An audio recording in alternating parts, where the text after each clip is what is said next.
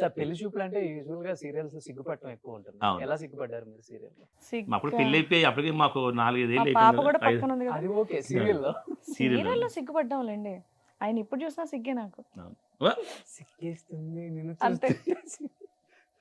సిగ్గుపడకు నువ్వు చచ్చిపోను. వద్దులే నువ్వు చావకు నేను సిగ్గుపడను. ఓకే అచ్చి సినిమా డైలాగే. ఒక మాట అన్నారు బిఫోర్ ఆయన గజం కేవలం 15,500 రూపాయలతో 150 గజాల భూమి కేవలం 23 లక్షలు మాత్రమే. మా ఫాదర్తో ఎక్కువ అటాచ్మెంట్ ఉంటుంది, వాళ్ళ ఫాదర్తో లేదు అని నేను విన్నాను. ఏ ఫాదర్ కైనా కూతురుతో ఎక్కువ అటాచ్మెంట్ ఉంటుంది. ఎందుకు శ్రీవాణి గారికి ఆ ప్రేమను కోల్పోయారు అంటే?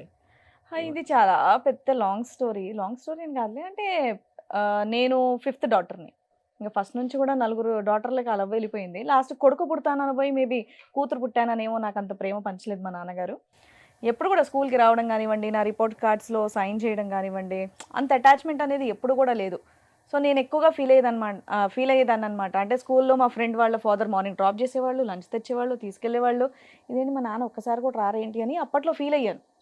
ఇంట్లో కూడా ఇంకోటి ఏంటంటే మా నాన్న డిస్ట్రిబ్యూషన్ వర్క్ అనమాట. ఒక మూవీ పెద్ద సినిమాలను ఆయనకి ఇచ్చేవాళ్ళు. సో రీల్స్ తీసుకొని ఆయన 3-4 మంత్స్ కానీ ఒకసారి మాకు కనిపించేవాళ్ళు కాదు. సో అంత అటాచ్మెంట్ అనేది మా నాన్నతో నాకు లేదు. ఆయన ఎప్పుడు అంత ప్రేమగా నా దగ్గర పక్కన కూర్చొని మాట్లాడటం ఇలాంటివన్నీ ఎప్పుడు కూడా లేవన్నమాట. ఎప్పుడు అసలు పెళ్ళైన తర్వాత కూడా ప్రేమగా ఒక్క మాట కూడా లేదు. సో నేనైతే అది ఆ విషయంలో కొంచెం ఫీల్ అవుతాను. ఇంకోటి ఏంటంటే ఇంట్లో ఇంకా మా మదర్, నేను, మా అక్క మాత్రం ఉండేవాళ్ళం అనమాట. సో నేను ఒక మగరాయిలో పెరిగాను. ఫ్రాంక్లీ స్పీకింగ్, ఏం కావాలన్నా బయటికి వెళ్ళి తీసుకురావడం, ఇది చేసుకోవడం, నా పెళ్లి అరేంజ్మెంట్స్ కూడా నేనే చేసుకున్నాను ఆ ఏజ్లో. సో నాకు అలా కొంచెం రెస్పాన్సిబిలిటీస్ అన్నీ ఎక్కువ. అంటే నాన్నది ఏమన్నా బలంగా పడ్డదా మైండ్లో? నేను అంత పట్టించుకోనండి, వదిలేస్తాను. నేను ముందుకు వెళ్ళిపోతూ ఉంటాను అనమాట. అంతే. ఒక్కొక్కసారి ఏంటంటే వీళ్ళ బాండింగ్ అనేది చూసినప్పుడు అనిపిస్తుంది చిన్నప్పుడు ఇవి మిస్ అయ్యానే అని. బట్ ఇప్పుడు అలాంటివి ఏం లేవు. ఈయన అవన్నీ నా కోరికలు తీర్చేశాడు. అండ్ బాధ్యతగా నాకు పెళ్ళి అయిన తర్వాత నా ఇంటర్ కంప్లీట్ చేయించింది మా మామయ్య గారు. సో నిజంగానే ఇప్పుడు ఫాదర్కి ఏదైనా ఇబ్బంది అయితే ఎలా అయితే ఫోన్ చేసుకుంటారో నేను అలా మా మామయ్య గారికి కాల్ చేస్తాను అనమాట. సో మా మమ్మీ ఎంత చక్కగా నన్ను చూసుకుంటారో మా అత్తమ్మ గారు కూడా నన్ను అంతే బాగా చూసుకుంటారు. మెయిన్ ఏంటంటే వీళ్ళు 3 అబ్బాయిలు. సో వాళ్ళ ఇంటికి వెళ్ళినటువంటి అమ్మాయి నేనే, ఫస్ట్ కోడలు. సో చక్కగా ఇప్పుడు నాకు ఎటువంటి ఇదేం లేదు, హ్యాపీ. నానైనా మామైనా మా నాన్నగారు అంటే అలాగే ఇక మా వారు కూడా అన్ని గ్రేట్. అసలు Yeah. అలా అర్థం చేసుకునే మా అత్తమామలు దొరకడం అవును. చాలా కష్టం. అవునండి. లేదంటే ఈ ఫీల్డ్లో ఇన్నాళ్ళు కంటిన్యూస్గా రానివ్వడం అనేది కష్టం. ఫ్యామిలీ సపోర్ట్ అనేది చాలా ఇంపార్టెంట్. సో నేను కూడా వాళ్ళకి తగ్గట్టుగా ఆ లిమిట్స్లోనే, ఆ ఎథిక్స్లోనే నేను మెయింటైన్ చేసుకుంటూ వెళ్తాను. సో అలాగే వర్క్ చేసుకుంటున్నాను. అంటే వీళ్ళ ఫ్యామిలీలో అంటే ఐడియా ఉంది కాబట్టి తిని యాక్ట్ చేస్తుంది, యాక్ట్ చేయనిద్దాం, మన రిస్ట్రిక్షన్ పెట్టొద్దు పెళ్ళి అయినా కానీ ఓకే ఫిక్స్ అయిపోయింది. బట్ మీ ఇంట్లో ఏమైనా ఉందా అది? అందువల్ల ఏమన్నా దూరంగా ఉంచారా? యాక్చువల్లీ మా మమ్మీకి బ్రదర్ ఉన్నారు, మా మామయ్య ఉన్నారు. యాక్చువల్లీ ఒక ఓన్ బ్రదర్ సతీష్ అని. ఎప్పుడైతే నేను ఈ ఫీల్డ్ ఎంటర్ అయ్యానో దాని తర్వాత కొంచెం దూరం పెట్టేశారు. ఎప్పుడైతే వేరే క్యాస్ట్ వాళ్ళని పెళ్లి చేసుకున్నానో ఇప్పుడు మా కాంటాక్ట్లోనే లేరు వాళ్ళు కంప్లీట్గా. అవునా? వీళ్ళ మదర్ వాళ్ళు ఆర్థోడాక్స్ ఫ్యామిలీ అన్నమాట, బాగా బ్రాహ్మిన్స్, మేము రెడ్డిస్. సో అసలు మా మమ్మీ వైపు చుట్టాలు ఎవరు కూడా నాతో మాట్లాడరు ఇప్పుడు కూడా. కాంటాక్ట్ లేరు, కాంటాక్ట్లో లేరు అసలు. మా పిల్ల ఇన్నేళ్ళు అవుతుంది కదా, అసలు ఇప్పటివరకు వాళ్ళు ఎక్కడ ఉన్నారు ఏంటనేది కూడా తెలియదు నాకు. కనీసం మీ అక్కలు ఉంటారా? వాళ్ళు కూడా లేదు. ఎవరు మీ అక్కలు? మా అక్కలే ఉన్నారా నాకు తెలీదు, నేను అడగట్లేదు. అంటే ఇప్పుడు నన్ను పట్టించుకున్నప్పుడు డెఫినెట్గా నేను పట్టించుకోను కదండి. నేను పట్టించుకోవట్లేదు. అంటే డెఫినెట్గా మా నాన్నే సరిగ్గా కేర్ తీసుకున్నప్పుడు ఆ బాధ్యత నెక్స్ట్ మా మావయ్య తీసుకోవాలి. మా మమ్మీ వాళ్ళ బ్రదర్ కాబట్టి ఆయన ఆ బాధ్యత తీసుకోకుండా బాధ్యతల నుంచి తప్పించుకున్న మనిషి గురించి నేను డెఫినెట్గా ఆలోచించను. కాబట్టి నేను వదిలేసాను అంతే. నాకు తెలియదు, నేను అడగను కూడా. మొత్తం ఏదైనా కానీ హస్బెండ్, మామ, కూతురు, నేనంతే ఇంకా మొత్తం ఇటువైపు. మా అక్కలతో మాట్లాడుతూ ఉంటాను. మా సిస్టర్స్ ఉన్నారు, 4 సిస్టర్స్ ఉన్నారు, ఒక బ్రదర్ ఉన్నారు చనిపోయారు. సో వీళ్ళతో కాంటాక్ట్లో ఉంటాను. అంటే ఇంక అందరూ డాడీ వైపు వాళ్ళే, మమ్మీ వైపు వాళ్ళు ఎవరు కూడా కాంటాక్ట్లో లేరు. అమ్మ మమ్మీ ఉన్నారు, మమ్మీ హ్యాపీ, తను కూడా గవర్నమెంట్ ఎంప్లాయీ, మా ఇంట్లోనే ఉంటారు చక్కగా. ఈయన మాకన్నా ఎక్కువగా వాళ్ళ అత్తగారితో కూర్చొని సినిమాలు ఎక్కువ చూస్తూ ఉంటారు. సినిమాలు ఎవరు? నాకు పాత సినిమా అంటే ఇష్టం. అదే గర్వపడుతుంది అనమాట. విక్రమ్ అయితే మంచి సినిమాలు పెడతాడు, మేము అన్ని ఏదో పెడతాం. నాకు కొంచెం ఫ్యాంటసీ మూవీస్ ఇష్టం. ఓకే. కానీ నిజం విక్రమ్ గారు, హ్యాట్సప్ అండి. ఒక అమ్మాయికి అన్ని వదిలేసి వచ్చినా కానీ ఎక్కడో చోట సాధిస్తాం మనం. ఏం పెట్టారు మీ వాళ్ళు, ఎవడొచ్చాడు నీ కోసం, ఎవరు చూసుకుంటున్నారు నిన్ను, ప్రతిదానికి మేమే డ్రాప్ చేయాలి, మేమే పిక్ చేసుకోవాలి అని మాట్లాడుతూనే ఉంటాం సహజంగా మనం. అలాంటిది 16 సంవత్సరాలు అయినా కానీ శ్రీవాణి గారికి ఆ పెయిన్ తెలియకూడదు. వారేవా విక్రమ్, వారేవా విక్రమ్. Thank you. Yes. పొద్దున్న లేచి డైలీ పూజ చేయొచ్చు కాళ్ళకి ఆయనకి. అబ్బో. ఇంకా అలాంటి పెట్టకండి మీరు ఇక్కడ. బట్ మీకు ఎప్పుడన్నా పెళ్ళైన కొత్తలో చెప్పి ఎమోషనల్ అయ్యే వాళ్ళ శ్రీవాణి గారు ఉంటది కదా? పెళ్ళైన కొత్తలో కాదు కానీ ఒక 6 years బ్యాక్ నేను నందిని బాగా క్లోజ్ ఉంటాను అనమాట. 5-6 years బ్యాక్ చాలా క్లోజ్ ఉంటాను యాక్చువల్గా. వేస్తే అబ్బా చూడలేకపోతాడు బాబు మీ తండ్రి కూతురు ప్రేమ ఏదో అంది. సార్ రూమ్కి వెళ్ళింది, తను ఏడుస్తుంది రూమ్లో. నేను ఫస్ట్ టైం చూసాను అసలు. అయితే అప్పుడు నాకు చెప్పింది అనమాట, ఇలా మా నాన్నని నాకు మిమ్మల్ని చూస్తే జలస్ స్కూల్లో వస్తుంది, అంటే తండ్రి కూతుర్ల బాండింగ్ డెఫినెట్గా అందుకు ఏడ్ చేశానంటే మేము చాలా తను ఫస్ట్ టైం అంత ఏడ్చింది అనమాట రూమ్లో, బెడ్రూమ్లో. సో నాకు జంక్ కుళ్ళు వస్తుందండి అయ్యో అని చెప్పి.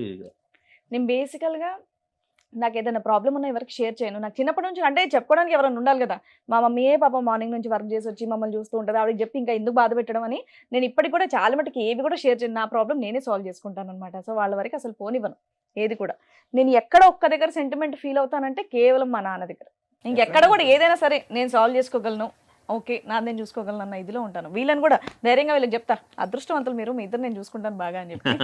మనం ఎంత రాయిగా ఉన్నా కానీ నాన్న అనే ఒక మాటకి ఎవరైనా సెంటిమెంట్ లోపల బయటికి చెప్పలేకపోతున్నారు కానీ లోపల ఎంత అర్థం అవుతుంది. అందులో మీ సుమన్ టీవీలో నాకు నాన్నకు ప్రేమతో కూడా చాలా ఇష్టం షో కూడా చాలా బాగుంటుంది. గ్రేట్. యాక్చువల్గా నేను శ్రీవాణి గారిని అడిగాను, నాకు తెలియదు యాక్చువల్లీ ఈ సిచ్యువేషన్, మీ ఫాదర్ మీరు వస్తే బాగుంటుందండి అని. మా నాన్నగారు ఇప్పుడు బెడ్ రిటర్న్, ఆయన అదే వచ్చి చెప్పారు. మాట్లాడడం అది కుదరదు అనమాట. చెప్పారు. ఉన్నా ఒకవేళ బాగున్నా కూడా ఆయన రావడం కూడా కష్టమే, ఎత్తుకోవాలి ఆయన ఎక్కడ ఉన్నారా అని చెప్పి అదనమాట. సూపర్. శ్రీవాణి గారు, ఇప్పుడు మీరు అసలు నాన్ కాంట్రవర్షియల్ ఇండస్ట్రీలో, ఒకళ్ళ మీద ఎప్పుడు కూడా ఎలిగేషన్ చేయరు, రూమర్స్ కూడా స్ప్రెడ్ అయిందే కానీ మాట్లాడే టైపే, అలా కాదని ఎందుకు అంటారని. అలాంటిది మీ మీద నేను ఒక టైంలో ఫ్యామిలీకి సంబంధించిన ఎలిగేషన్స్ రూమర్స్ విన్నాను. అవును. శ్రీవాణి ఆస్తుల కోసం వదినల్ని జుట్టు పట్టుకొని లాగిచ్చి కొట్టింది, జుట్లు పట్టుకొని కొట్టుకున్నారు, ఇల్లు పడైపించింది డీసీపీ తీసుకెళ్ళి, ఇవన్నీ విన్నాను. ఆస్తుల కోసం మొత్తం సర్వనాశనం చేసిపోయింది కుటుంబాలని అని చెప్పేసి. అవును. ఎంతవరకు వాస్తవం మేడం దాంట్లో? దీని అన్నిటి కూడా రీజన్ మా నాన్నగారే. నార్మల్గా పాపం మా వదినతో మాకు ర్యాప్ అనేది బాగానే ఉంటుంది. మెయిన్ నేను ఇది చెప్పాలి, మా నాన్నగారికి 2 వైఫ్స్ అండి. ఫస్ట్ వైఫ్కి 4 పిల్లలు, సెకండ్ వైఫ్కి 2. వాళ్ళిద్దరు కూడా ఓన్ సిస్టర్స్. పెద్ద వైఫ్కి అదేంటి మా పెద్దమ్మ గారికి బాగాలేదు ఒంట్లో అని ఓన్ సిస్టర్ని మా అమ్మమ్మ గారు బలవంతంగా మా మమ్మీని ఇచ్చి పెళ్లి చేయడం అనేది జరిగిందనమాట. సో ఇంకోటి ఏంటంటే వాళ్ళు నాకన్నా చాలా పెద్దవాళ్ళు, ఒక 15 years 18 years, అంత కలిసి పెరగడం లాంటిది ఏమీ లేదు. నార్మల్గా సిటీలో మా మమ్మీ మా సిస్టర్ నేను మాత్రం ఉండేవాళ్ళం. మా నాన్నగారు అటు ఊర్లో ఇటు ఊర్లో ఇలా ఉండేవాళ్ళు అనమాట. నార్మల్గా ఏంటంటే ఒకరోజు ఉమెన్స్ డే సెలబ్రేషన్కి నేను స్టేజ్ హోస్టింగ్ కూడా ఎక్కువగా చేసేదాన్ని. ఉమెన్స్ డే స్పెషల్కి అక్కడ ఊరికి వచ్చేసి నువ్వు యాంకరింగ్ చేయని చెప్పేసి మా వదిన పిలిచారు. నాకు వదినతో ర్యాపో కూడా బాగానే ఉంది, ఎప్పుడో ఒకసారి కలవడం కదా. సో అదంతా చేసిన తర్వాత మా నాన్నగారే ఫోన్ చేసి ఈ పంచాయతీ ఆఫీస్ దగ్గరికి వెళ్ళి నువ్వు రిజిస్టర్లో నా పేరుందా లేదా చూడు ఇవన్నీ అంటే, అబ్బా నాన్న అవన్నీ నాకు తెలియదు, నాకు ఈ పని సరిపోతాయి, నాకు అవన్నీ ఏం తెలుసు అంటే, సరే అని వెళ్ళి అక్కడ చూస్తే మా నాన్నగారి పేరు కట్ చేసి మా అన్నయ్య పేరు ఉందన్నమాట. ఓకే, ఏంటిది మా నాన్నగారి పేరు కట్ చేసి అన్నయ్య పేరు ఉందంటే, మీ నాన్నగారు చనిపోయారు కదా అన్నారు. ఇప్పుడు మా నాన్నతో నాకు అంత ర్యాపో లేకపోయినా లవ్ లేకపోయినా డెఫినెట్గా నాన్న అన్న ఫీలింగ్ నాకు ఉంటుంది కదా. నాన్న ఇదేంటి నువ్వు చనిపోయాను అంటున్నారు, అన్నయ్య పేరు రాశారు అంటే.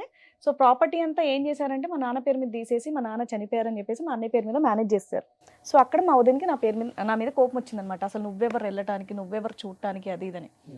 నువ్వు ఏమన్నా చేసుకో, డాడీ చనిపోయాడన్న మాట మాత్రం అనకూడదు అన్న విషయంలో మాకు ఇదైంది. దాని తర్వాత వాళ్ళు చూసుకున్నారు, అంతా అయిపోయింది. 4 years తర్వాత 5 years తర్వాత 4 years తర్వాత ఏమైందంటే, ముఖ్యంగా ఇది విషయం చెప్పాలి. యాక్చువల్గా అప్పుడు ఫుల్ శ్రీవాణి విలనిజం అది ఇదని చెప్పి అంత మీడియాలో చేశారు. 3 days తర్వాత ఇంకా దానికి టాపిక్ లేదనమాట.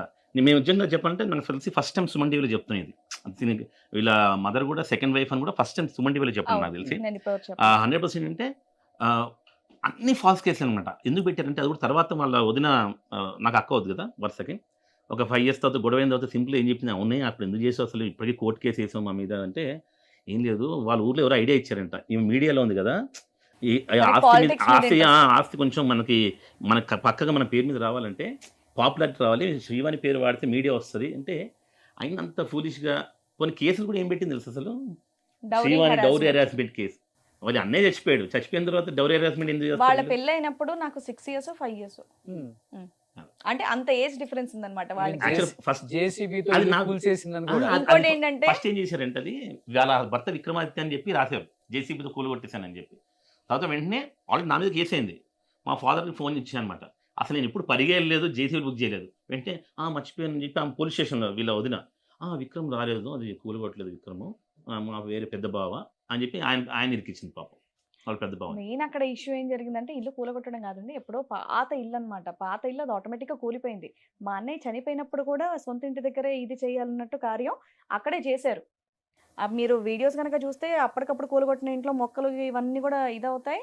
కొత్త ఇంటి పర్మిషన్ లెటర్స్ కూడా మా దగ్గర ఉన్నాయి. ఇవన్నీ మేము న్యూస్ ఛానల్స్లో చెప్పిన తర్వాత కూడా ఎవ్వరూ అదేం వేయలేదు. ఎంతసేపు ఇప్పుడు డెఫినెట్గా ఆ ఏజ్ నాకు ఒక 24-25 ఇయర్స్ ఉంటుంది. నువ్వు చెయ్యని తప్పక నువ్వు చేసావు అంటే ఎవరి గోళం ఉండదు. నేను అప్పుడు చేసేయన్ని కూడా అప్పుడు నెగటివ్ శివ చెప్పింది రోల్సే. కూడా నిజంగా నాకు న్యూస్ ఛానల్స్ అని చాలా మంచి అభిప్రాయం ఉండదు. ఇప్పుడు పోయింది అప్పటి డేట్ నుంచి నాకు చెప్పింది. మొత్తం ఎందుకంటే పోయింది. అన్ని చూపించింది. అరే కూలగొడితే ఇప్పుడు కూలగొడితే అవేవి చెక్కలు వేయలేదు. వచ్చేస్తాయి. సరే అదంతా వదిలేద్దాం. సరే అప్పటికే స్మార్ట్ ఫోన్స్ ఇవన్నీ కూడా వచ్చాయి. కూలగొట్టాం. ఏ రోజు కూలగొట్టాను? కూలగొట్టే టైంలో ఎవరన్నా ఒక్కరన్నా ఒక ఫోటో తీయలేదా? పని ఆ రోజే ఎందుకు మీరు కంప్లైంట్ చేయలేదు?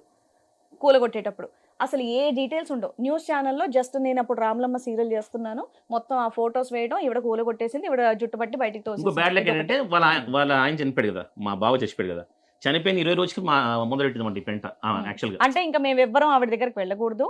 ఆవిడ అంటే ఇప్పుడు డెఫినెట్గా ఒక్కతే, వాళ్ళకి పిల్లలు లేరు.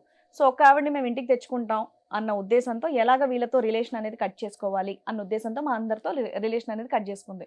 మేము ఎవ్వరం కూడా ఆ ఊరికి వెళ్ళడం, ఎవ్వరం కూడా కలవం. ఇప్పుడు ఒకటి ఏం పెట్టిందంటే, ఆస్తి మీకు కావాలి అంటే ఈ ఊరికి మీకు ఎటువంటి సంబంధం లేదని, ఈ ఆస్తికి మీకు సంబంధం లేదని మీరు సంతకాలు పెడితే మీ మీద ఉన్న కేసు మేము తీసేస్తాము అని. ఇప్పుడు కూడా ఇప్పుడు కేసు నడుస్తుంది. వీళ్ళ అక్కలు స్ట్రగుల్ అవుతుంటారు అనమాట. తినక మాత్రం మేము క్యాష్ పిటిషన్ చేసి అప్పటి నుంచి తీసేసుకున్నాము. వీళ్ళ 4 అక్కలు అంటే ఫస్ట్ వైఫ్ కుదిరినా సరే 3 అక్కలు కూడా బాగుంటారు చాలా. వీళ్ళ సిస్టర్స్ అందరూ బాగా అంటే సపోర్ట్ ఇంకా చేస్తారు. ఓన్ సిస్టరే కదా, మా మమ్మీకి ఓన్ సిస్టర్ పిల్లలు, మా పెద్దమ్మ పిల్లలే. సో వీళ్ళు 4 అక్కలు కూడా బాగా సపోర్ట్ చేస్తారు, బాగా సఫర్ అవుతున్నారు. ఇప్పటికి కోర్టు తిరుగుతుంటారు అనమాట. రేపు కూడా వాళ్ళకి కేసు ఉంది.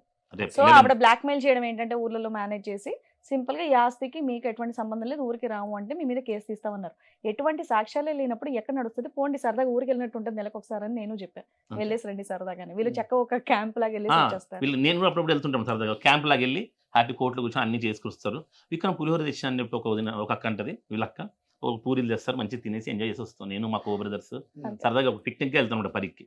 ఇప్పుడు వాళ్ళ వదిన కూడా కలిసి మాట్లాడుతుంది, కానీ ఆమె ఏంటంటే మాకు ఇప్పుడు ఆస్తి ఇచ్చేసి అని చెప్పి ఇంకో ఆ డేవనే శివన్ చెప్పేసింది, నా పేరు మీద ఏదైనా ఉంటే అది నీకే రాసి ఇచ్చేస్తాను బాబీ, ఓకేనా, అనవసరం ఇది చిల్లర చేయకు అని చెప్పింది కూడా. బేసికల్లీ తను వాళ్ళ ఫాదర్ దే కదా, వీళ్ళకి రైట్స్ ఉంటాయి కదా. ఉన్నాయి. అది ఆవిడకి ఏంటంటే ఆవిడ పాత జమానా టైప్ అన్నమాట. మీకు పెళ్లిళ్ళు అయిపోయినాయి కదా, మీకేంటి సంబంధం?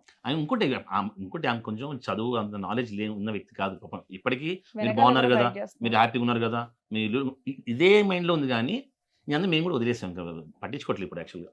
దాన్ని యాక్చువల్గా మొన్న ఇంకా అంత కాంప్రమైజ్ అయిపోయిన తర్వాత వీళ్ళ తలకు ఎంత ఇస్తా అన్నామా, దాని కూడా వీళ్ళు ఓకే అన్నారు. కానీ అది కూడా ఇవ్వట్లేదు ఇప్పటికి. ఇంకా ఇప్పుడు మీరు రావాలి, నా పేరు మీద చేయాలి, ఇది మొత్తం ఇవన్నీ వదిలేస్తాయి. ఆ టైంలో నేను షూటింగ్లో కూర్చుంటే ఇల్లు కూలగొట్టేసింది, దాని తర్వాత పోలీస్ స్టేషన్కి డుమ్మా కొట్టింది శ్రీవాణి అని ఇలా నేను సెల్ ఫోన్లో చూసేదాన్ని. ఇదేంటని పోలీస్ స్టేషన్కి ఫోన్ చేస్తే, మేడం మీరు రాకుండానే రచ్చ అవుతుందండి, మీరు వస్తే ఇంకా రచ్చ అవుద్ది, అసలు మేము ఫోన్ చేసేందుకు మీరు రావద్దు, మేము ఇది ఎటువంటిది లేదని చెప్పేసి ఇది చేశారు. ఓన్లీ అక్కడ ఇంకా ప్రెస్ వాళ్ళని మేనేజ్ చేశారనే నేను చెప్తానండి. ఎందుకంటే నిజాలు ఏంటనేది కనుక్కోకుండా ఒకరి మీద ఆరోపణ వేయటం అనేది చాలా తప్పు.